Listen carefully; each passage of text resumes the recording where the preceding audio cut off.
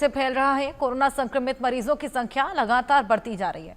इससे लोगों में एक बार फिर से डर का माहौल है। रोजाना मामले बढ़ते जा रहे हैं और लगातार मौतों का सिलसिला भी शुरू हो चुका है। लोगों के मन में कई सवाल हैं। अगर कोरोना केस इसी तरह से बढ़ते रहे तो क्या इस बार कोरोना कितना खौफनाक होगा? देखिए रिपोर्ट।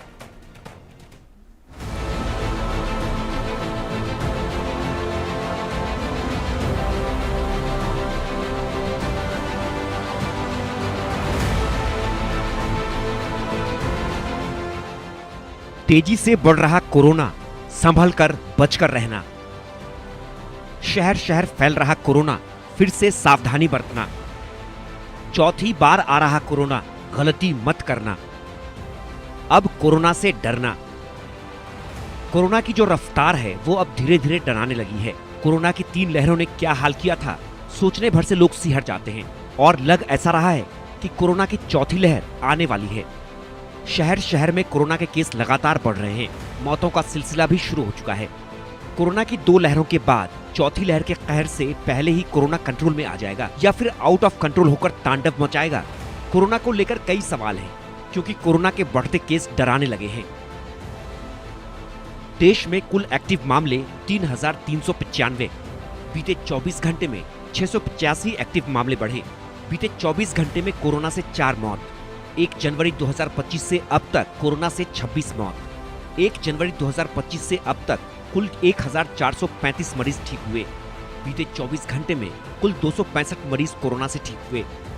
महानगरों में कोरोना के बढ़ते मामलों से लोगों में डर का माहौल है। दिल्ली से लेकर महाराष्ट्र तक में कोरोना के मामले रोज बढ़ रहे हैं। अगर इसी तरह रफ्तार बढ़ती रही तो मामला बिगड़ सकता है। दिल्ली में कुल कोरोना के केस 375। बीते 24 घंटे में 81 एक्टिव मामले बढ़े। गुजरात में कुल 265 केस। बीते 24 घंटे में 42 एक्टिव मामले बढ़े। कर्नाटक में कोरोना के मरीजों की कुल संख्या 234। बीते 24 घंटे में 86 एक्टिव मामले बढ़े। केरल में कोरोना के 1,336 मरीज। बीते 24 घंटे में 189 एक्टिव मामले बढ़े।